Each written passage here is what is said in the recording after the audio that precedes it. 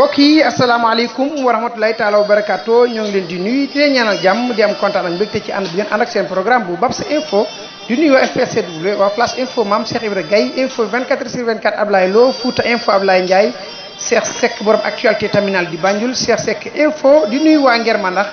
foofa ca région bu Kaffrine il est 16h57 minutes ñu dikk yéen ci seen fàttali ko bis bi ngeen baaxu am tous les jours aujourd'hui le 15 avril 1951 inauguration à Dakar du centre fédéral de transfusion sanguine ñu ne bis na tey fukki fan ak juróom ci mois d'avril 1951 mooy inauguration ca Dakar centre fédéral bu transfusion sanguine maanaam daal bërëb boo xam ne fala ni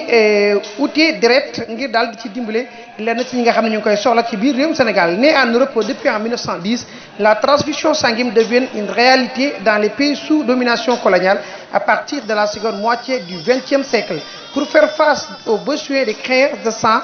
surtout lors de la seconde guerre mondiale la France créait centre récolte de sang à Dakar en 1943 des années plus tard le 15 avril 1951 centre fédéral transfusion sanguine est inauguré à Dakar capitale de l'Afrique occidentale française ñu ne xam ngeen ne lii di centre bi bëri na foofa ca diwaan Europe depuis en 1910 ci lañ ko fa créé woon waaye nag terewul bi ñu demee ba ci boori 20e siècle ci moitié bu ñaareelu guerre mondiale bi ci lañu créé benn centre ca Ndakaaru en 1943 waaye nag ci année yi ci toppaat rek ci boori 1951 bis ne que tey ci leen nag créé centre fédéral bi nga xam ne fii leen ko samp ci Dakar rawatina ci capitale AOF muy occidental français fii ci biir réewum Sénégal ngir mu jàppale nag militaire français yi nga xam ne ñu ngi doon jógee bitim réew rawatina doon xeex ci seconde guerre mondiale bi kon centre boobu ba léegi nii xam ngeen ne bokk na ci yi nga xam ne day bëri lu muy produire ci wàllum deret rawatina nit ñi fay dem di joxe seen deret ngir muy jàppale nit ñi rawatina fii ñu toll ci jamonoy koor gi xam ngeen ne fan ñu génn ci ginnaaw rek fii ci diwaanu Mali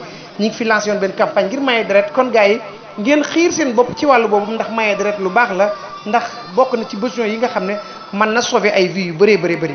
kon tey mu nekkoon seen mbokk seen xarit Babacar Lo ci diwaanu Mali ñu ñaanal leen jàmm ñu jox leen dig daje di wax nag suñu mbokk yi sant Sylla Cissé Sëy ak ñeneen ñi nga xam ne dama leen di bañ a tudd ndax waxtu wi xam naa ne boo leen tuddee ñu mer mooy ñi sant Cissé